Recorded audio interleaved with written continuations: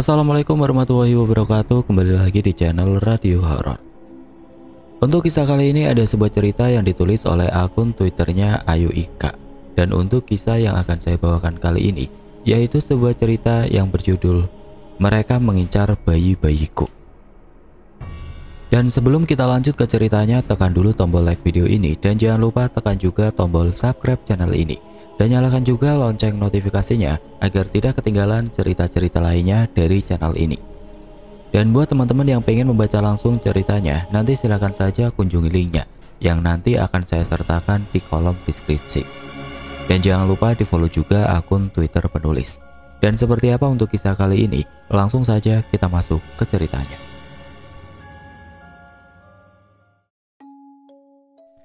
Cerita ini berasal dari temanku. Sepenggal kisah yang mungkin terjadi kepada siapa saja tanpa kita bisa menolaknya. Tapi yakinlah akan kebesaran dan pertolongan Allah yang Maha Kuasa. Aku terbangun dari tidurku karena mendengar suara seperti papan kayu yang digaruk-garuk dengan kuku panjang. Kulihat jam menunjukkan pukul 1 dini hari. Saat aku melihat dari jendela kamar, terlihat masih banyak orang yang terjaga di teras rumah. Termasuk suamiku. Ya, esok adalah hari 7 bulan kandungan dalam perutku.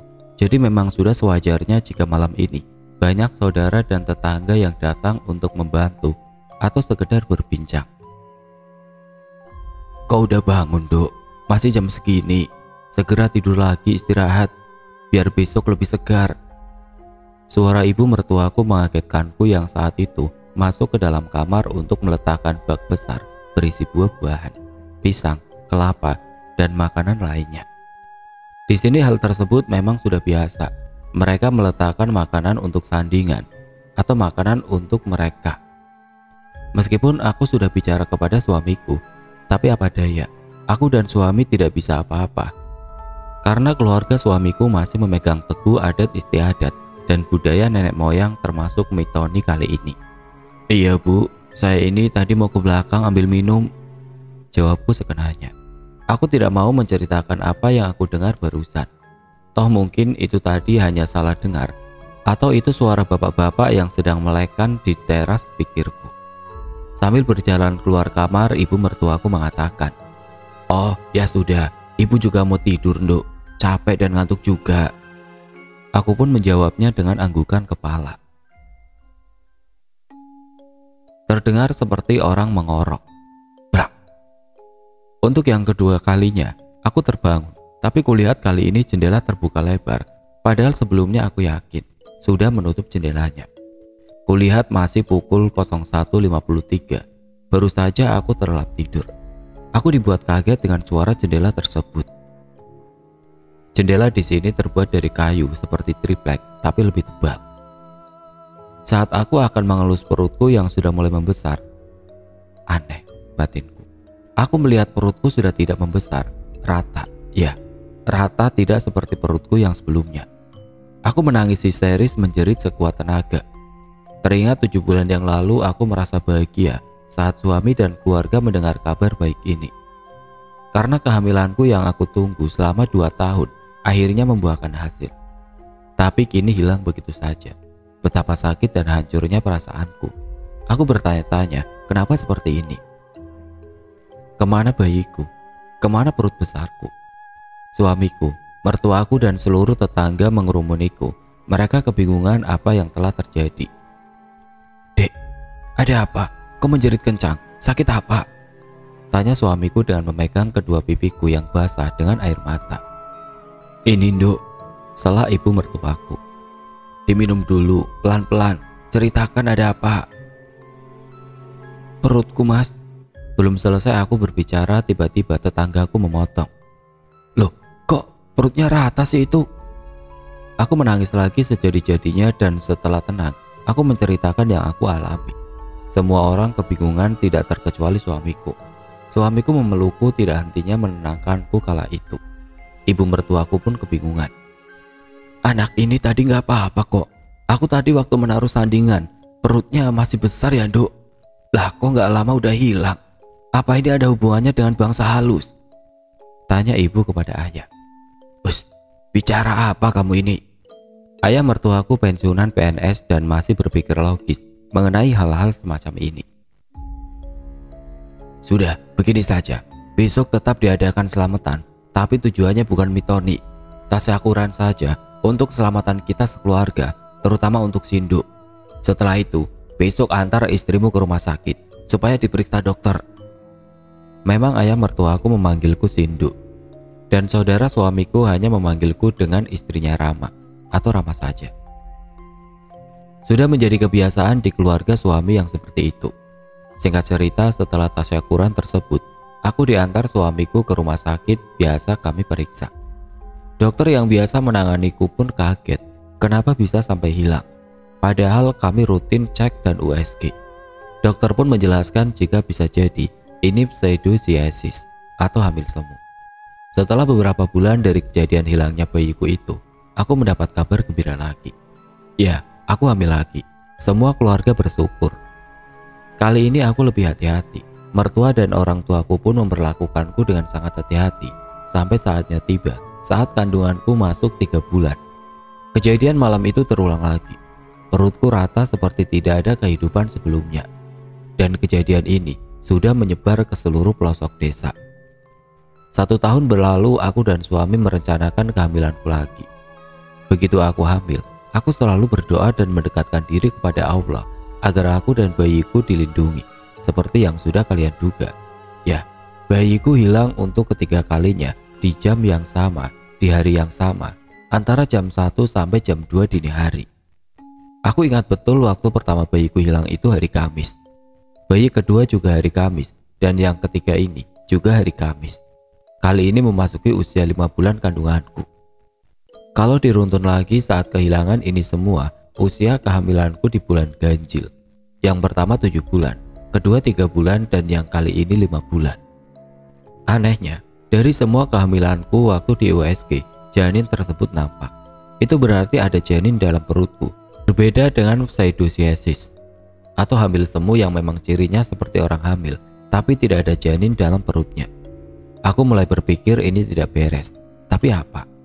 Sekali lagi, dalam keluarga suamiku memang tidak terlalu menghubung-hubungkan kejadian itu kepada hal mistis, karena seperti yang sudah aku bilang. Sebelumnya ayah mertuaku selalu berpikir logis. Memang budaya dan adat istiadat masih kental, tapi tidak terlalu mengarah kepada hal mistis. Pagi itu aku keluar untuk sekedar menghirup udara segar di pagi hari. Sudah banyak orang yang berlalu lalang untuk ke sawah, bekerja, bahkan belanja ke tukang sayur. Nak Rama, jalan-jalan sendiri saja nih, sapa tetanggaku. Iya Bude, jalan-jalan cari udara segar, bosan di rumah, jawabku dengan senyuman. Saat aku melintas di depan sebuah rumah besar bercat biru, entah kenapa tiba-tiba aku merasa tidak enak. Dadaku terasa sesak, seperti berada di keramaian. Oh, Dek Rama, sedang apa Dek? Iya, aku terduduk lemas di depan gerbang rumah tersebut hingga tuan rumah menegurku. Kulihat wanita parubaya memakai daster warna kuning corak merah dengan perutnya yang membesar. Aku ingat, dia adalah Bu Sandi, istri dari Pak Sandi tentunya.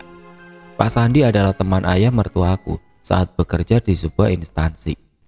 Umur Pak Sandi sekitar 55 tahun, sementara ayah mertuaku sudah 63 tahun. Oh, maaf Bu Sandi, saya tadi jalan-jalan dan kecapean. Jadi saya putuskan untuk duduk di sini sebentar. Ini saya juga mau melanjutkan lagi Bu. Maaf ya Bu, jawabku dengan terbata-bata karena bingung. Iya, nggak masalah kok Dek. Adik mau mampir sebentar, saya ambilkan minum ya. Tunggu di sini. Belum sempat aku menjawab, Bu Sandi langsung ke dalam rumahnya.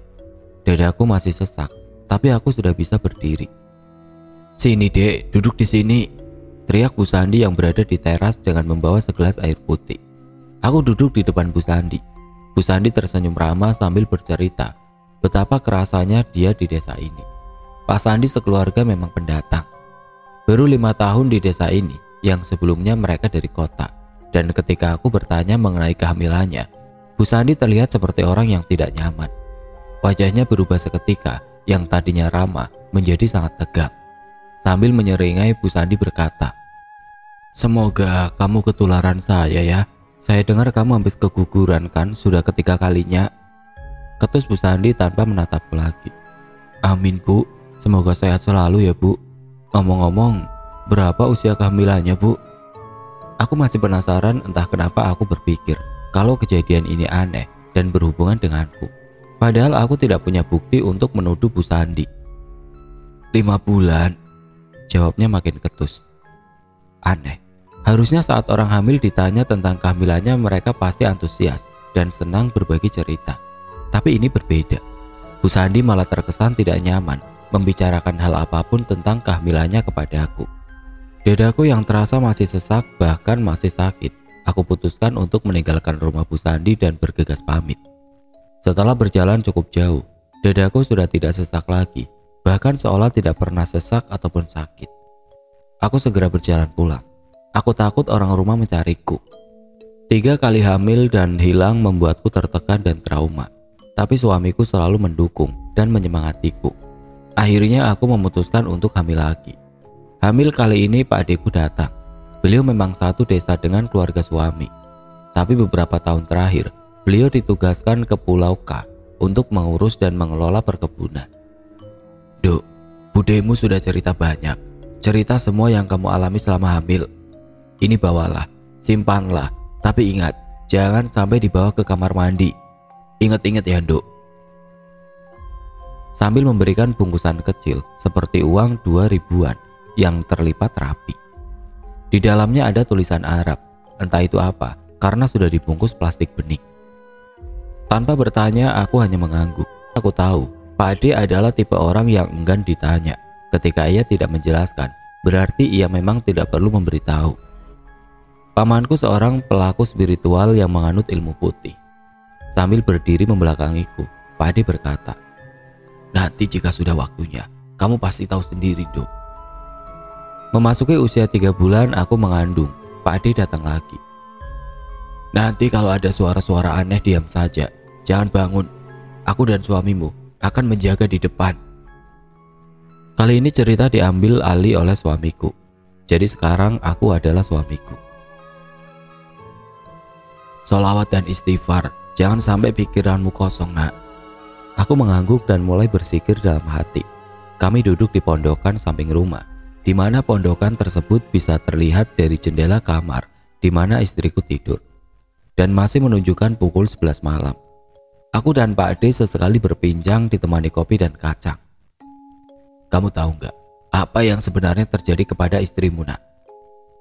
Sebenarnya itu aku merasa ada yang tidak baik waktu mitoni dulu, tapi ayah bilang disuruh banyak berdoa saja. Sebelum istri saya menjerit, itu saya ngobrol dengan tetangga. Tiba-tiba mata terasa berat dan lengket sekali. Saya kuat-kuatin untuk tetap terjaga. Saya melihat ada asap hitam terbang ke barat arah kamar. Saya kira cuma perasaan saya saja. Maklum, orang sedang ngantuk saat itu. Ternyata nggak lama istri saya menjerit teriak itu. Ngantuk saya hilang. Rasanya mata segar gitu, Pak Ade. Ya itu kamu disirep atau ajian untuk menidurkan orang agar terlelap dan ngantuk. Asap hitam itu yang ambil bayimu. Tahu kamu bentuknya apa? Seringnya Pak Adeku. Aku pun menggeleng karena memang tidak tahu itu apa. Itu setan kiriman orang yang akan mengambil bayimu. Jin Ummu Sibyan, Pak Ade. Dalam Islam, jin Ummu Sibyan adalah jin yang suka dengan anak-anak, mengganggu orang yang sedang hamil, bahkan bisa menyumpat rahim wanita agar tidak bisa hamil.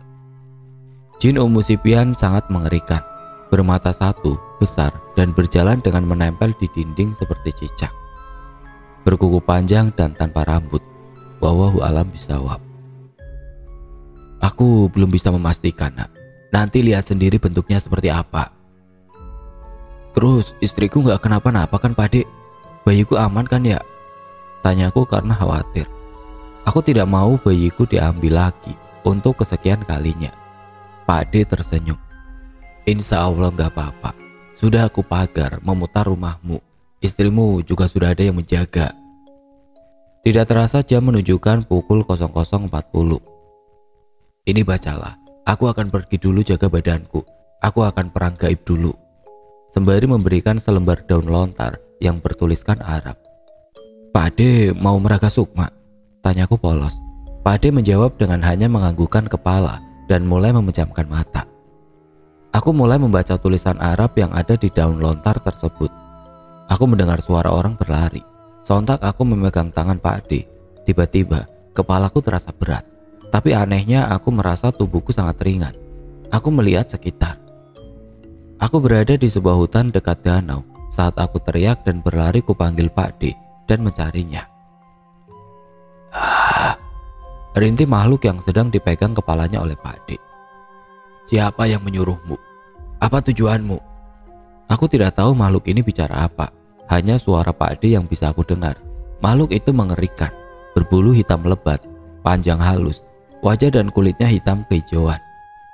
Lidahnya menjulur tidak hanya satu, ada 5 lidah dan lebih panjang dari yang lain. Giginya kecil, namun lancip tidak beraturan. Matanya satu besar, hampir setengah wajahnya. Tubuhnya pendek namun besar. Perutnya buncit, kuku tangan dan kakinya melengkung saking panjangnya. Aku tercekat tidak bisa bergerak ataupun berbicara, sampai Pak Ade membisikiku. Nah, sadarlah, baca lontar tersebut. Aku tersadar dan segera membacanya. Tidak lama tubuhku terasa lemas dan tidak sadarkan diri. Mas, bangun mas. Dengan suara menangis istriku meneriakiku. Aku membuka mata, sudah banyak orang di sana mengelilingiku. Sudah bangun. Udah sadar, makanya kalau ada orang meraga sukma jangan ikut-ikutan. Kalau lihat ya enggak, kayak gini enggak kuat kan? Goda Pak Ade kepadaku. Aku melihat istriku dan menyentuh perutnya. Alhamdulillah Dek, bayinya masih ada. Iya mas, alhamdulillah. Beberapa hari setelah kejadian itu, aku dan istriku ke rumah Pak Ade dengan membawa beberapa macam makanan. Tujuanku ke sana tidak lain untuk berterima kasih. Assalamualaikum, permisi, ucap kami berdua. Pintu terbuka, tapi rumah Pak Ade sepi. Aku celingak-celinguk mencari kesana kemari. Tidak lama ada jawaban dari dalam. Waalaikumsalam, kesini ayo masuk. Bude habis masak dan bersih-bersih di belakang. Pak Ade di mana Bude? Tanyaku. Ngapain cari aku? Terdengar suara Pak Ade dari halaman depan. Lah, itu orangnya. Udah selesai apa belum Pak kandangnya? Salah Bude. Sudah dong, sudah dari tadi. Tapi aku tadi ketiduran di kursi panjang. Dengerin suara 2 anak ini, jadi kebangun. Bu, buatkan kopi dan teh 2. Jawab Pak Ade. Bude masuk untuk membuatkan kami minuman. Yang kemarin itu kamu ingin tahu ya ceritanya? Aku dan istriku mengangguk, pertanda memang kami penasaran apa yang sebenarnya terjadi. Semalam sebelum aku ke rumahmu itu, aku dapat firasat bayimu digendong makhluk. Ya makhluk yang kamu lihat kemarin itu. Makanya aku putuskan untuk ke rumahmu, menjaga istri dan bayimu. Waktu aku meraga sukma, nunggu makhluk itu datang. Gak lama makhluk itu datang. Mau masuk kamar lewat jendela, cuma sudah di pagar gaib, jadi gak bisa masuk. Makhluk tersebut aku kejar. Aku juga sempat berkelahi dengan makhluk itu. Saat sedang asik bercerita, Bude memotong. Sebentar, ini minumannya diminum dulu, kuenya dimakan. Oh iya Pak Ade. Waktu itu saya tidur lelap sekali, tapi perasaanku ada yang mengawasi. Saya mendengar bunyi cakaran keret-keret gitu. Pertama bau wangi melati, tapi lama-lama saya bau anyir darah campur singkong dibakar gitu. Tutur istriku. Ya jelas, yang kamu cium itu kodamku. Di sini kodam Pak Ade banyak, gak cuma satu ya. Yang mengawasimu. Memang aku suruh untuk menjaga kamu. Bau yang tidak enak itu dari makhluk yang akan mengambil bayimu itu. Tandas Pak Ade. Aku geram dan bertanya. Tujuannya apa sih Pak Ade? Iri apa sakit hati dengan keluarga apa bagaimana? Pak Ade tertawa mendengar pertanyaanku. Orang hidup itu butuh uang nak. Tinggal milih orangnya sendiri mau cari rezeki yang halal atau haram. Orang kalau sudah gelap mata, yang penting dibayar banyak. Meskipun kerja gak bener juga dilakukan. Maksudnya gimana Pak Ade? Apa Pak Ade tahu orangnya? Tanya istriku. Sebelum aku jawab, aku mau tanya dulu ke kamu Duk. Kamu pernah ketemu perempuan tiba-tiba perutnya besar? Sahut Pak Ade. Cerita kembali ke istriku. Aku berusaha mengingat kejadian yang berhubungan dengan pertanyaan Pak D. 5 bulan yang lalu saat aku bertemu dengan Bu Sandi. Duk, dari mana saja lo? Ibu nyari katanya mau jalan-jalan dekat sini lah. Kok sampai siang baru kembali? Lama sekali. Khawatir ibu mertuaku sambil mengambilkan aku air putih. Aku merasa bersalah dan menjelaskan kejadian yang aku alami tadi. Begitu Bu kejadiannya, maaf ya Bu, sudah membuat ibu khawatir. Sungguh saya minta maaf. Wajar saja mertuaku sangat khawatir karena pagi itu adalah baru 2 hari aku kehilangan bayi ketiga aku. Ya sudah, yang penting kamu baik-baik saja kan? Bentar Denduk, katamu Bu Sandi hamil. Sejak kapan Duk? Kan aku ketemu seminggu yang lalu, perutnya rata. Gak hamil orang itu Duk. Lah, umurnya saja sudah segitu juga konduk. Kelak ibu mertuaku. Tapi Bu Sandi bilangnya sudah 5 bulan gitu. Sambil melotot ibu mertuaku mengatakan, enggak Duk, masa hamil kok cepet sekali sih? Saya lu tanya Mbak Sum. Aku ketemu Bu Sandi waktu bersama Mbak Sum kok Duk. Apa karena santet ya Bu Sandi sampai besar perutnya? Dengan berteriak ibu mertuaku memanggil Mbak Sum. Mbak Sum adalah buruh cuci di rumah mertuaku.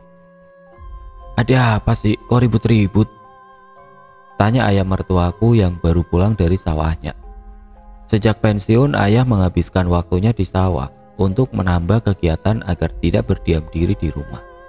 Beliau menanam kacang hijau, jagung, nangka dan lain-lain sesuai musim. Iya Bude, ada apa? Jawab Mbak Sum tergopoh-gopoh sambil membawa baju-baju kering yang baru saja ia ambil dari jemuran. Sum, hari Kamis kemarin itu kan kita ketemu dengan Bu Sandi ya? Coba Sum bilang kok, Bu Sandi hamil apa enggak? Tandas ibu mertuaku kepada Mbak Sum yang sudah bisa ditebak Mbak Sum akan menjawab apa. Iya Bu, ketemu waktu acara Kamisan itu kan ya? Ya emang enggak hamil Mbak Rama, jawab Mbak Sum dengan yakin. Udah, berarti Ibu Sandi itu terkena santet. Ibu Sandi itu. Belum selesai ibu bicara tiba-tiba ayah memotong. Sudah, jangan diteruskan. Kalau emang Bu Sandi hamil, alhamdulillah. Yang diminta diijabah oleh Allah. Lagian kan ada suaminya. Terus apa masalahnya itu? Dengan nada lantang ibu menjawab. Masalahnya, Bu Sandi seminggu kemarin belum hamil. Terus baru saja ketemu Sindu. Perutnya besar, hamil 5 bulan Pak E. Ayah pun terlihat kaget saat itu mencerna kata-kata ibu yang tidak masuk akal. Mbak Sum pun berkata lirih yang tidak ayah dan ibu dengar. Janin pindah. Aku menatap Mbak Sum dan mulai memikirkan perkataannya. Bagaimana bisa janin bisa berpindah ke perut orang lain? Apa itu janinku?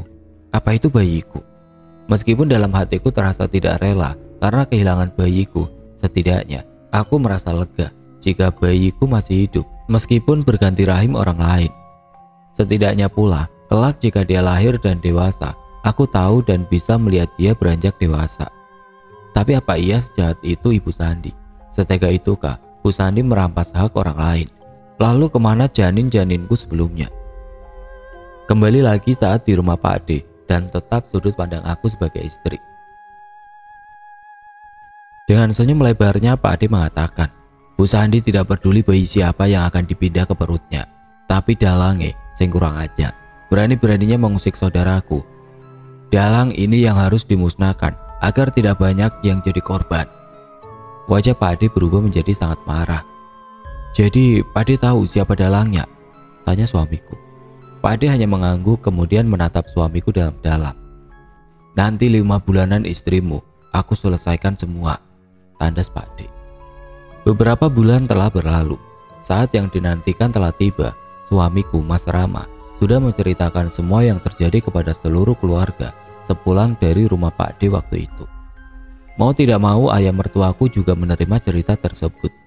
Semua keluarga berkumpul termasuk orang tuaku. Kami semua duduk lesehan menggelar tikar. Pak D memberikan sebuah kantung berwarna emas, kemudian memberikannya kepada suamiku. Nah, ini taburkan mengelilingi rumah. Kalau menaburkan sambil berdoa dan zikir, taburkan dari titik awal tersambung, jangan sampai putus garisnya. Cerita diambil dari suamiku. Saat aku mulai membuka kantong berwarna emas tersebut, aku mulai berdoa dalam hati agar Allah senantiasa memberikan pelindungan kepada kami sekeluarga. Walah garam, aku kira apa? Batinku saat sudah berada di belakang rumah, aku dibuat kaget dengan suara. Suara seperti orang sedang mengorok. Tiba-tiba aku mendengar suara Pak D. Doa dan zikir jangan putus. Aku berdoa dan melanjutkan tugas dari Pak D. Setelah sampai di titik awal, aku menabur. Aku dikagetkan dengan cahaya. Rumahku terlihat bercahaya. Aku takjub dibuatnya. Garamnya sudah aku doakan. Itu bukan garam biasa. Aku hanya menganggukkan kepala karena tidak bisa berkata apa-apa. Melihat rumahku terasa lebih nyaman dan indah. Rumah ini kalau dilihat orang biasa kelihatan dingin, nyaman. Kalau dilihat orang yang mempunyai ilmu, terlihat ada sinar. Lain lagi kalau yang melihat setan jahat. Melihat rumahmu ini, takut, dikira istana ratu atau raja yang hebat. Lanjut Pak D. Kami semua para lelaki berada di luar rumah. Saling berbincang setelah diadakan pengajian sejam yang lalu. Jam masih menunjukkan pukul 10 malam. Tapi suasana terasa mencekam. Tidak ada suara binatang malam kala itu. Angin pun enggan untuk berhembus. Hawa dingin menusuk tulang. Kami semua terdiam merasakan hal yang sama. Silahkan duduk ke dalam rumah semua. Nah, istrimu dijaga ya. Jangan lupa tetap berdoa dan zikir. Pinta Pak D kepadaku. Pak Yanto, saya minta tolong. Bapak jaga para perempuan. Dek Dayat, kamu ikut aku temani aku ya. Lanjut Pak D. Saat di dalam rumah ayahku memimpin. Sudah, mari berdoa bersama. Semoga lancar dan selamat semua. Mas, saya takut. Manja istriku padaku. Sudah, tidak perlu takut dek. Kan ada Allah. Mari berdoa bersama. Jawabku lembut. Istriku hanya menganggukkan kepala dengan lemas sambil memegang perutnya. Aku melihat ketakutan di raut wajahnya. Aku pun merasa was-was. Tapi aku berusaha untuk menutupi itu semua agar istri dan keluargaku juga tenang. Cerita diambil dari Pak D, sudut pandang Pak D sebagai aku. Aku mulai memejamkan mata dan merapalkan doa-doa untuk memanggil semua kodamku. Aku tahu siapa yang akan aku hadapi malam ini. Dia adalah teman seperguruanku dulu. Sayangnya, dia lebih memilih ilmu hitamnya dan berbuat kejahatan. Selama ini aku berdiam diri karena memang itu bukan urusanku. Tapi kali ini aku tidak bisa diam karena keponakan yang aku anggap seperti anak sendiri yang telah dia ganggu. Coy, Damar. Damar nama Pak D. Rupanya kamu yang menggagalkan kirimanku. Kamu jangan ikut-ikut Mar. Kalau kamu gak mau mati sia-sia, ilmumu masih dangkal, gak bisa menandingi aku. Sumbar lelaki berbadan dempal di hadapanku. Sambil menyeringai aku berkata, masa Cindy? Kalau ilmumu lebih tinggi, masa gak tahu kalau aku yang nahan kirimanmu? Masa gak bisa hancurin pagar gaibku? Aku jelas ikut-ikutan, karena yang kamu ambil bayinya itu adalah keponakanku. Itu artinya, kamu berurusan juga denganku. Alah, kebanyakan omong kosong kamu Mar. Lawan ini kalau bisa. Remeh Pandi kepadaku. Aku pun mengeluarkan kodamku yang ilmunya masih standar. Didayat, tetap baca doa yang biasa aku ajari ya. Kedua kodam kami saling bertarung. Pertarungan pertama kodamku lah yang lebih sering menyerang dan unggul. Akhirnya kodam Pandi kalah dan menghilang. Kurang ajar kamu Mar. Kulihat Pandi mengeluarkan kodamnya lagi. Kali ini adalah kodam dia yang lebih kuat. Aku tahu karena dulu waktu Pandi mendapatkan kodam itu aku ikut bersamanya. Tidak mau kalah aku mengeluarkan kodam yang kedua. Terlihat Pandi begitu kaget setelah melihat kodam keduaku ini. Bagaimana tidak? Kodam ini adalah pemberian dari guru kami karena Pandi sudah mendapatkan kodam yang tadi. Guruku tahu jika kodam yang Pandi dapat tersebut pengaruh jahatnya sangat kuat dan bisa-bisa pemiliknya juga akan jahat. Maka dari itu, guruku memberikan kodamnya kepadaku. Tetap saja kali ini kodamku yang menang lagi. Kulihat Pandi banyak mengeluarkan darah dari mulutnya. Sudah Landi, menyerah saja, bertaubatlah, minta maaf kepada ponakanku. Akui kejahatanmu di depan warga desa. Jangan diulang lagi bersekutu dengan iblis. Pertarungan ini agar berhenti sampai di sini, agar tidak ada nyawa yang melayang. Gak sudi aku, jawab bengisnya. Pandi membuatku mengeluarkan kodam terkuatku. Tidak mau kalah, Pandi juga sudah mengeluarkan kodamnya, kali ini berupa binatang. Maaf ya, saya tidak bisa mengatakan ciri semua kodamnya karena setiap disebut atau digambarkan, kepala saya berat. Jadi kamu ke Pulau K sambil mencari-cari ya? Jangan harap kamu menang lagi, kelak si Pandi. Lihat saja, jangan banyak omong kamu. Kali ini aku dan Pandi sama-sama muntah darah karena energi kodam kami sama-sama besar. Kulihat Pandi sudah mulai kewalahan dan tidak fokus. Dah, suara hantaman ke atap rumah. Kurang ajar kamu, Di.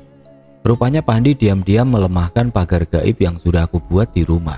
Aku kecolongan dan serangan tadi mengenai Pak Yanto. Kodamku sudah berhasil mengalahkan kodam Pandi, tapi si Pandi tidak terlihat lagi. Dia di mana dan kemana? Pak, ya Allah Pak, sadar Pak. Bu Yanto histeris menangisi Pak Yanto yang sudah banyak mengeluarkan darah dari mulutnya. Innalillahi wa inna ilaihi rajiun. Pandi kurang ajar, gak bisa dibiarkan ini. Semua keluarga menangisi kepergian Pak Yanto. Aku merasa bersalah karena tidak bisa melindungi mereka. Sudah Pak Dek, jangan merasa bersalah. Kita semua ngerti posisi waktu itu. Semoga ayah husnul khotimah. Justru saya sekeluarga berterima kasih sekali. Pak Adi sudah mempertaruhkan nyawa demi kita, terang Rama. Meskipun aku sudah merasa membaik mendengar perkataan Rama, tapi aku masih tidak enak. Aku harus tetap membereskan Pandi. Kembali ke aku sebagai istri. Jadi sudut pandang istri sebagai aku. 5 bulan sudah berlalu, tidak ada kejadian aneh-aneh lagi. Dan sudah 5 bulan pula kepergian ayah mertuaku. Kulihat ibu mertuaku masih bersedih dan tidak bersemangat. Tapi saat ini telah hadir seorang bayi laki-laki mungil dan lucu. Ibu mertuaku jadi terhibur. Hari-harinya dilalui tanpa memikirkan kepergian ayah lagi. Saat itu aku berjemur dengan bayiku di depan pekarangan rumah. Matahari hangat di pagi hari membuatku damai. Masya Allah Dek, ganteng banget loh anak kamu ini. Yang ditunggu-tunggu ya akhirnya. Iya alhamdulillah Mbak Yu. Ini juga dapat doa dari orang banyak termasuk Mbak Yu. Lah iya, keterlaluan banget sih. Padi 5 karung hilang. Ya gak mungkin pelakunya itu orang. Pasti makhluk halus. Celoteh ibu-ibu sambil berjalan di depan rumahku. Mbak Yu, kenapa kok sepertinya bingung? Sela mertua dari belakangku. Ibu ini pun menceritakan yang terjadi. Makhluk halus gimana sih Mbak Yu? Masa mau sih setan sama Padi? Lah, kan gangnya itu sempit loh ke gudangku Mbak Yu. Kalau yang ngambil orang, pasti tahu ada mobil atau motor. Adikin, suami ibu ini, berjaga di gang depan. Itu kan jalan satu-satunya. Tidak ada yang lain, tidak ada orang lewat, apalagi mesin motor. Pintu juga tidak kebuka gemboknya. Jelas ibu Dikit. Oh, begitu rupanya. Coba sana ke rumah Mas Damar, siapa tahu beliau ngerti. Saran ibu mertuaku. Iya Bu, dicoba saja, tambahku. Ya wes, baiklah, aku kesana dulu Mbak Yu. Makasih ya Duk, jawab ibu Dikit. Malam ini suamiku pulang larut malam. Jadi aku harus mengurus bayiku sendirian karena ibu mertuaku pun ada urusan di rumah Mbak Rina, kakak dari suamiku. Azan maghrib berkumandang. Aku melihat bayiku masih tertidur lelap. Aku tinggal ia ke belakang untuk mengambil wudhu dan menunaikan sholat maghrib. Setelah selesai sholat, aku meletakkan mukenaku dengan melirik ke arah tempat di mana bayiku tertidur pulas. Aku terperajak, mukena pun aku buang begitu saja ke lantai. Bayiku tidak ada di sana. Aku mencari ke sana kemari, di mana bayiku. Aku tidak mau kehilangan untuk yang kesekian kalinya. Aku berdoa sambil menangis sejadi-jadinya. Aku kebingungan, tidak tahu siapa yang akan aku mintai tolong. Tok tok tok. Assalamualaikum Mbak Rama. Ya, aku tahu itu suara Mbak Sum. Segera aku buka pintu. Kulihat Mbak Sum sudah di depan pintu. Mbak Rama kenapa? Kok berlinang air mata? Mbak Rama nangis apa bagaimana? Mbak Sum, bayiku hilang Mbak Sum. Tolong bantu cari. Mbak Sum yang terlihat kebingungan juga setelah aku menceritakan yang terjadi. Kita mencari bersama saat itu di seluruh rumah. Hingga pukul 11 malam aku dan Mbak Sum mencari tidak juga ketemu. Mbak Rama, makanya jangan suka ninggal bayi sendirian lah. Pasti ini disembunyikan jin, Mbak, kata Mbak Sum. Aku masih belum berhenti menangis. Pak Ade, Mbak Sum, panggilkan Pak Ade, Mbak Sum. Aku akan meneruskan mencari bayiku. Mbak Sum pun pergi ke rumah Pak Ade yang berjarak sekitar 300 meter dari rumah. Gimana Mbak Sum? Kok lama sekali? Di mana Pak Ade? Tanyaku tidak sabar. Pak Ade tidak ada di rumah, Mbak. Aku tadi juga menunggu tapi belum pulang juga. Makanya aku kembali ke sini. Takut Mbak Rama lama sendirian. Aku tadi juga disuruh Bude untuk menemani Mbak Rama agar tidak menjaga bayi sendirian. Kulihat sudah pukul 1 dini hari. Aku tidak berani mengabari Mas Rama soal ini. Aku tidak mau mengganggu kerja Mas Rama. Mbak Sum sudah terlelap tidur di kursi tamu. Aku masih saja kebingungan mencari bayiku sampai keluar rumah. Lampu motor menyorotiku. Suamiku datang. Dek, nunggu Mas ya? Sambil memeluk dan mencium keningku. Aku menangis tidak kuat memendam ini sendirian. Aku ceritakan semuanya. Mas Rama kaget namun tetap menenangkanku. Tidak ada wajah marah ataupun kecewa kepadaku. Hatiku lebih sedikit tenang. Mari segera ambil wudhu. Kita sholat malam ya, Dek, ajak suamiku. Aku mengangguk lemah. Setelah selesai berwudu, aku melihat gentong, tempat menyimpan beras. Entah kenapa aku tertarik dengan gentong tersebut. Ayo Dek, kita sholat. Seusai sholat, kami berdoa memohon petunjuk kepada Allah. Aku dan Mas Rama memulai mencari lagi. Aku bagian dalam dan Mas Rama bagian luar rumah. Saat aku di dapur, aku mencium bau bayiku. Aku tetap mencari kesana kemari dan terduduk lemas. Entah kenapa aku yakin sekali kalau bayiku ada di sini, di dapur ini. Tidak terasa adzan subuh berkumandang. Suamiku baru juga masuk rumah. Kasihan sekali, pasti capek. Setelah seharian kerja malah tidak istirahat. Aku meminta maaf kepada Mas Rama. Mas Rama meyakinkanku kalau semua akan baik-baik saja. Aku teringat gentong tadi, gentong yang menarik perhatianku. Kubuka gentong tersebut. Mau masak nasi Kak Dek? Sudah istirahat saja, biar aku nanti yang masak nasinya Dek, tawar suamiku. Aku tetap membuka tutup gentong tersebut tanpa memperdulikan tawaran suamiku. Karena aku memang tidak akan sedang mengambil beras, tapi ingin memeriksa ada apa di dalamnya. Meskipun aku tahu itu adalah tempat beras. Ya Allah, anakku nak.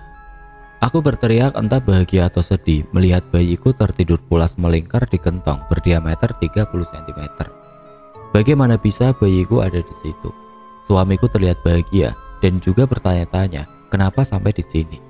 Aku memeluk bayiku dengan erat seolah tidak ingin melepaskannya. Tidak lama bayiku terbangun dan menangis. Pasti haus, bagaimana tidak? Dari jam 6 sore sampai jam 4 pagi, bayiku di dalam gentong. Suamiku hari ini izin cuti karena memang butuh istirahat dan juga ingin berlama-lama dengan anaknya. Assalamualaikum, terdengar suara yang kukenal, Pak Ade. Waalaikumsalam. Pak Ade, silakan masuk. Sudah beres semua, Dok. Aku sekarang sudah bisa tenang. Tidak lama ibu mertua dan suamiku ikut bergabung. Kemarin sudah tak habisi, aku tumpas semua anak buah Pandi beserta kodamnya juga sudah pergi semua, tandas Pak Ade. Alhamdulillah Pak Ade, kalau sudah selesai semua supaya tidak ada korban lagi, ungkap suamiku puas. Tapi Pak Ade, kemarin kemana? Saya cari tidak ada, protesku kepada Pak Ade. Ya emang aku kemarin gak di rumah. Aku kemarin tirakat di tempat lain, tapi aku sudah tahu Kondo. Yang menyembunyikan bayimu itu Nyonya Gendruwo. Terang aja, bayimu insya Allah gak akan hilang lagi, terang Pak Ade. Ibu mertuaku menyela. Istrinya Dikin kemarin. Belum selesai ibu berbicara. Sudah ketemu kok, yaitu makanya aku berangkat tirakat. Ulah Pandi tidak hanya jual bayi, tapi juga pelihara tuyul, potong Pak Ade. Walah, jadi yang nyuri padi 5 karung itu peliharaannya si Pandi. Kurang ajar sekali orang itu. Ibu mertuaku sedih teringat kembali ketika kejadian malam itu. Malam saat ayah mertuaku tiada. Ya tuyul Pandi yang memindahkan padi milik Cak Dikin. Caranya dengan mengangkut menggunakan mangkuk kecil bolak-balik sampai 5 karung bisa habis, terang Pak Ade. Berarti Pak Pandi sudah meninggal, Pak Ade, tanya suamiku. Pak Ade tertawa kecil. Mati? Kok enak mati? Ya nggak bisa mati sebelum waktunya mati. Gak segampang itu Pandi mati. Aku tidak mau kalah. Lah kalau belum mati berarti masih bisa mengganggu terus, Pak Ade. Kata siapa, Duk? Ya udah nggak bisa. Aku jamin udah nggak mungkin jahat lagi orang itu. Orang itu lebih pantas gila, menanggung dosa-dosanya jadi orang jahat. Karena kodamnya yang sudah meninggalkan dirinya dan ilmu yang dipakai untuk berbuat kejahatan melanggar aturan ilmu putih, maka dari itu Pak Pandi sekarang seperti orang gila. Dia kesana kemari terlunta-lunta di jalanan sambil bicara dan tertawa-tawa sendiri. Kadang juga menangis karena kata dia diganggu makhluk-makhluk jahat tidak kasat mata. Tubuhnya yang berbau sangat busuk karena penyakit kulit yang dideritanya. Akhirnya warga desa memutuskan untuk membuang Pak Pandi ke pulau terpencil daripada sering mengganggu warga desa yang lewat. Karena percuma, dia tidak akan bisa mati sebelum waktunya mati, entah kapan waktu itu.